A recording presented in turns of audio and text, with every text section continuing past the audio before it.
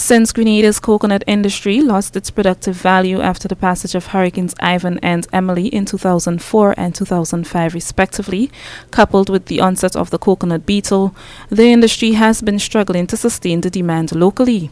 In this regard, the Ministry of Agriculture and Lands introduced to farmers an improved variety of the plant to help resuscitate the production nationally, and recently held a refresher workshop for farmers to strengthen capacity in that area. Approximately 25 farmers convened at the Caribbean Agricultural Research and Development Institute, CARDI, at West Hall St. David, and were educated on the best practices that should be administered when cultivating coconuts. The workshop was facilitated by agronomists within the Ministry of Agriculture with responsibility for coconuts, Troy Augustine, who says that proper weeding and adequate sunlight are two of the best practices for healthy coconut trees. What we encourage farmers to do is to intercrop so that the trees would improve the condition, as well as to take care of those periods when you have drought. So we encourage them to mulch, to fertilize, intercrop, irrigate, and not just apply fertilizer broadcasting, but dissolve the fertilizer in water so that the plant can absorb the fertilizer, because plants don't absorb granular fertilizer. It's liquid. All plant food is in liquid form. So we want to encourage the farmers to do the right cultural practices. In most of the cases is shade management and weeding.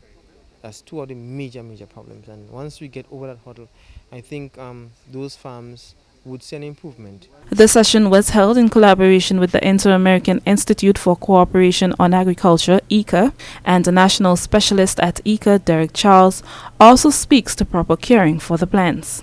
Now these plants are not, although they are coconut, but because they are improved varieties, they need some special treatment, okay? So if you allow them to be overgrown with weeds, you will not get the result that you should get. So in the rehabilitation, two things we put forward. One, strengthen the capacity of the farmers and extension officers in the management of these new varieties. And secondly, in order to rehabilitate an industry, you want improved varieties of good quality.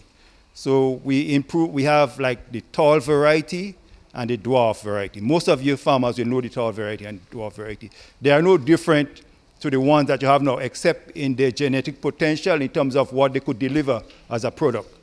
And in most cases, we know farmers are keen on the fruit, the water, the amount of nuts that it bears. And so we have catered for that in terms of the variety that we have selected. Chief Agricultural Officer in the Ministry of Agriculture, Daniel Lewis, implores upon the farmers to apply what they have learned. The most important aspect of that workshop is what follows thereafter.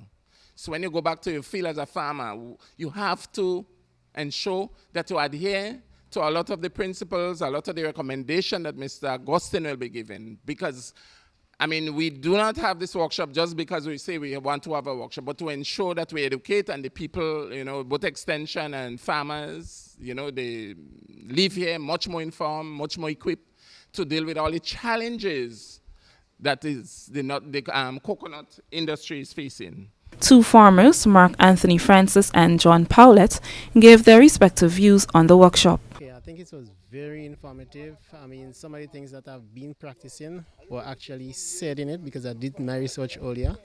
And it's like for the people who didn't do that type of research before, getting that information I think it's critical that they know what they're doing and what they get into.